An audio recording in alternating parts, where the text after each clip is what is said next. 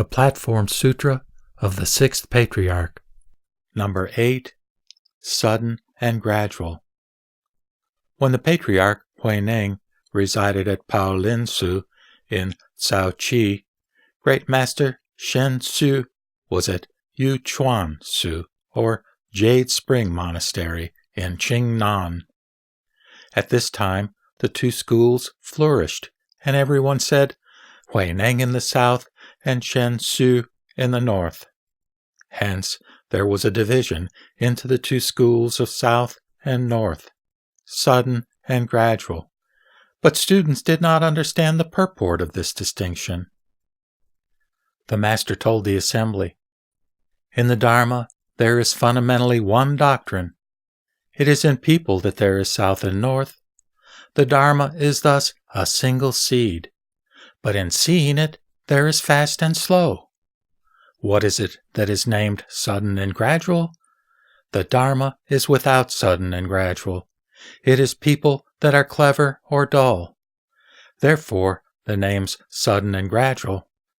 But Shen Su's followers frequently criticize the southern school, saying the Patriarch Huineng is completely illiterate, so how could it be better? Shen Su said, he has attained the wisdom that is without teacher, and is profoundly enlightened to the superior vehicle. I have not. In fact, my teacher, the fifth Patriarch, personally transmitted the robe and Dharma to him. How could this possibly have been in error? I regret I am unable to travel the great distance to be close to him, but falsely receive the nation's munificence. You people do not linger here, but go to Cao-Chi to consult with Huineng and have your doubts resolved. One day, Shen Su commanded his student Chi Cheng, you are intelligent and wise in many things. Go on my behalf to Cao-Chi and listen to Huineng's Dharma. Whatever you hear, memorize it and come back and tell it to me. Following this command, Chi Cheng went to Cao-Chi, where he joined the assembly and inquired of Huineng without saying where he was from. At that time, the Patriarch informed the assembly, there is now a person hiding in this assembly in order to steal the Dharma. Thereupon, Chi Cheng came forward, did obeisance, and told everything. The master said, you have come from Yuchuan-Su.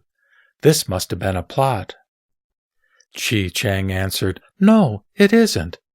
The master said, why isn't it? Chi Cheng answered, before I spoke up it was, but now that I've spoken up, it isn't. The master said, how does your master teach his followers? Chi Cheng answered, he always teaches his congregation to fix the mind to contemplate purity and sit constantly without lying down. The master said, to fix the mind to contemplate purity is a sickness, not meditation. How could it benefit the principle to sit constantly with rigid body? Listen to my verse. You can sit in meditation without lying down from the day you're born. But when you die, you will lie down and not sit up. One always has this putrid skeleton. Why should one set such a task? Chi Cheng did obeisance again and said, when I was at Great Master Shen Su's, I studied the way for 9 years without achieving enlightenment. Now I have heard one explanation by your reverence, and I have conformed to it, that is, become enlightened to the fundamental mind. I believe that the matter of birth and death is important. Would your reverence and your compassion teach me further? The master said, I have heard that your master teaches students about morality, meditation, and wisdom, but I don't know how he explains them. What are the characteristics of his practice? Tell them to me. Chi Cheng said, Great Master Shen Su teaches that not to do evil is called morality, to practice good is wisdom, and to purify one's own intentions is called meditation. Thus does he teach. I wonder, with what Dharma does your reverence teach people? The master said, To say that I have a dharma for people would be to deceive you. I simply release people's fetters according to the situation. The samadhi of provisional names, such as your master's explanation of morality, meditation, and wisdom, is truly inconceivable. But my view of morality, meditation, and wisdom is different. Chi Ching said, "There can be only one type of morality, meditation, and wisdom. How can there be any other?" The master said, "The morality, meditation, and wisdom of your teacher is directed at people of the great vehicle. My morality, meditation, and wisdom are directed at people of the supreme vehicle." The enlightenment and understanding of people differs, and there is slow and fast in seeing. Listen to my explanation and see if it's the same as his. The Dharma that I preach does not depart from the self-natures. To preach the Dharma apart from the essence is called superficial preaching and is permanently deluded regarding the self-natures. You should understand that all the functions of the myriad dharmas are all activated from the self-nature. This is the true dharma of morality, meditation, and wisdom. Listen to my verse. For the mind ground to be without error is the morality of the self-nature. For the mind ground to be without stupidity is the wisdom of the self-nature. For the mind ground to be without disruption is the meditation of the self-nature. Neither increasing nor decreasing, one's self adamantine. The body going and coming fundamentally is samadhi. When Chi Chung heard this verse, in gratitude he offered a verse that said, "The five skandhas, the body of phantasmagoria, how could the phantasmagoria be penetrated to the ultimate? Proceeding back towards suchness, the dharmas are still impure." The master approved this, then said to Chi Cheng, "The morality, meditation, and wisdom of your master is for exhorting those of small capacities to wisdom, but my morality, meditation, and wisdom is for exhorting those of great capacities to wisdom. If you are enlightened to the self-nature, you need not posit Bodhi and Nirvana, nor do you have to posit emancipated perceptual understanding. Only when there is not a single dharma that can be apprehended can one posit the myriad dharmas. To understand this doctrine is called the body of the Buddha. It is also called Bodhi and Nirvana, and emancipated perceptual understanding. The person who has seen the nature apprehends the dharmas whether he posits them or not. He is autonomous in his going and coming, without stagnation or hindrance. He acts in response to the functions of students, and he answers in response to their words. Always manifesting his nirmanakaya, he never departs from the self-nature. He attains the samadhi of autonomous deportment in the supernormal powers. This is called seeing the nature. Chi Cheng further inquired of the master, "What is the meaning of not positing?" The master said, "The self-nature is without error, without stupidity, and without disruption. In moment after moment of thought, prajna illuminates, constantly transcending the characteristics of dharmas. Independent and autonomous, he apprehends everything. How could there be any positing? The self-nature becomes enlightened itself, sudden enlightenment and sudden cultivation. There is no gradual progression.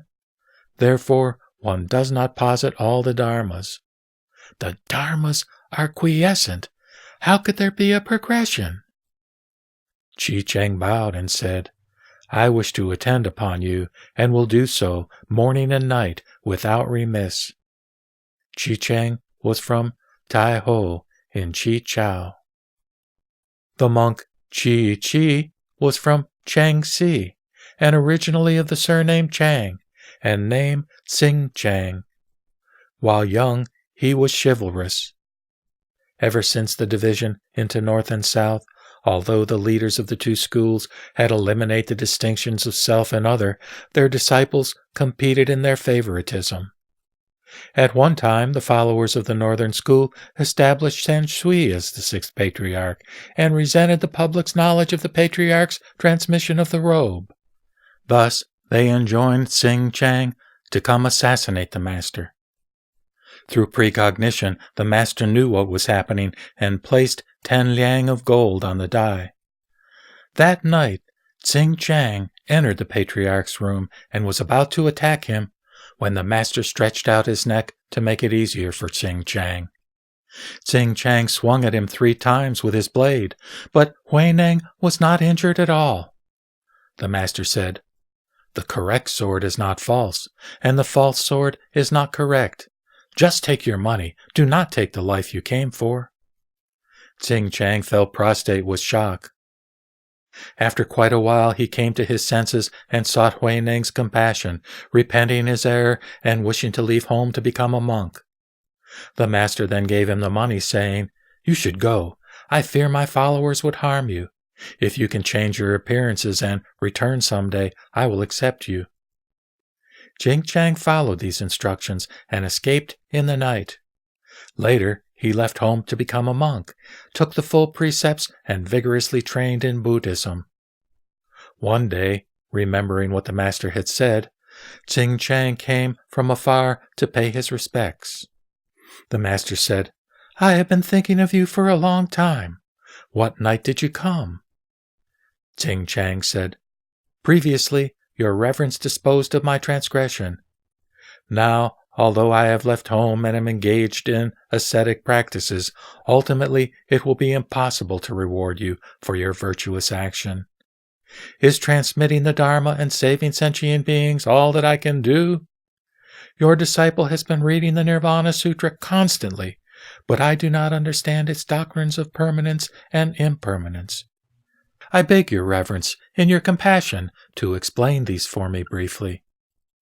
The Master said, "That which is impermanent is the Buddha nature. That which has permanence is all the good and evil dharmas and the mind of discrimination." Chang said, "What your reverence has said is quite different from the text of the sutra." The Master said, "I transmit the mind seal of the Buddha. How could what I say differ from the Buddha Sutra?" Chang said, "The sutra teaches that the Buddha nature is permanent, but your reverence says it is impermanent. The sutra says that the good and evil dharmas and the minds of Bodhi are all impermanent, but your reverence says they are permanent.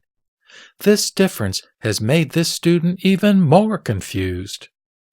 The Master said, "Formerly, I heard the nun Wu Jin Sang read through the Nirvana Sutra once, and I explained it for her without so much as a single character or single doctrine being different from the text of the sutra, and I ultimately have no separate teaching for you." Chang said, "This student's understanding is shallow, and I ask your reverence to reveal the teaching for me in detail." The Master said, "Do you understand? If the Buddha nature were permanent, then, no matter what good and evil dharmas one explained, not a single person throughout the entire eon would generate bodhicitta. Therefore, I preach that it is impermanent. This is precisely the way of true permanence preached by the Buddha. Furthermore, if all the dharmas were impermanent, then everything would have its own self-nature that would experience birth and death, and those true and permanent natures would not be omnipresent. Therefore, I preach that they are permanent, which is precisely the true doctrine of impermanence preached by the Buddha. Because ordinary people and heretics are attached to false permanence, and those of the two vehicles consider permanence to be impermanence, together forming the 8 confusions, the Buddha, in the authoritative teaching of the Nirvana Sutra, destroyed their prejudices and revealed his explanation of true permanence, the true bliss, the true self, and the true purity. You are now relying on the words but going against the meaning. With an nihilistic impermanence and a deterministic permanence, you have misunderstood the Buddha's last words, which are perfect, wondrous, and subtle. What benefit can there be in reading the sutra 1,000 times? Ting Chang suddenly experienced a great enlightenment, after which he spoke a verse, which went, "Because we maintain our minds of impermanence, the Buddha preached of permanence. Not understanding his expedient means, I was as if collecting pebbles by a pond in springtime. Now, without expending any of my own effort, the Buddha nature is right before me. It was not bequeathed to me by the Master, and I am also without anything that is attained." The Master said, "You have now penetrated the true teaching, so you should be called Chi Chi." Chi Chi bowed in gratitude and retired. There was a boy named Shen Hui who was from the cow family in Xiangyang. At age 13 he came from Yuchuan Su to consult Huineng. The Master said, "You have gone to great trouble in coming such a distance, but have you brought the fundamental? If you have the fundamental, then you must recognize the Master, that is, the host or subject. See if you can explain it to me." Shen Hui said, "Non-abiding is the fundamental, and seeing is the Master." The Master said, "What will this novice say next?" Shen Hui then asked, "When your reverend sits in meditation, does he see or not?" The Master struck Shen Hui with his staff 3 times and said, "When I hit you, does it hurt or not?" Shen Hui answered, "It both hurts and does not hurt." The Master said, "I also see and do not see." Shen Hui asked, "What is this seeing and also not seeing?" The Master said, "My seeing is to see constantly my own mind's errors. I do not see other people's right and wrong or good and evil. This is to see and also not to see. You said it hurts and does not hurt. How about this? If you do not hurt, then you're the same as a tree or rock. If you hurt, then you're the same as an ordinary unenlightened person who would become resentful. When you just said, quote, seeing and also not seeing, you thought they were 2 extremes, and your hurts and does not hurt were your misconception of birth and death. But you don't see your self-nature, so you're just playing around." Shen Hui bowed in gratitude. The Master went on to say, "If your mind is deluded and you do not see, then ask a spiritual compatriot to show you the path. If you are enlightened in your mind, then you will see the nature yourself. Cultivate in accordance with the Dharma. You are deluded yourself and do not see your own mind. But you come and ask about my seeing and not seeing. I see and I understand, but how could this take the place of your delusion? If you see for yourself, then you will also be unable to take the place of my delusion. How can you ask about my seeing and not seeing when you do not understand and have not seen for yourself?" Shen Hui did obeisance once again, making over 100 prostrations. Seeking to put an end to his errors, he served Huineng as attendant and never left his side. One day, the Master announced to the assembly, "I have a thing without head or tail, without name or title, without front or back. Do you know what it is?" Shen Hui came forth and said, "It is the fundamental source of the Buddhas. It is my Buddha nature." The Master said, "I told you it was without name or title, but you have called it the fundamental source, the Buddha nature. You've just covered your head with thatch. You've become a follower with only discriminative understanding." After the Patriarch's extinction, Shen Hui entered Chang'an and Luoyang and widely disseminated the sudden teaching of Cao Qi. He wrote the explanation of the central doctrine, which circulated widely. This is Chan Master of Hotze Su, or Lotus Marsh Monastery. The Master, seeing that many of those who would ask about the schools with evil intentions had gathered beneath his dai, took pity on them and said, "Students of the way, you should eliminate all good and evil thoughts. That there are no names that can be named is to name the self-natures. The non-dual nature is called the true nature. It is upon the true nature that all the teachings are established. At these words you should see for yourselves." When they heard this explanation, they all did obeisance and requested that he be their teacher.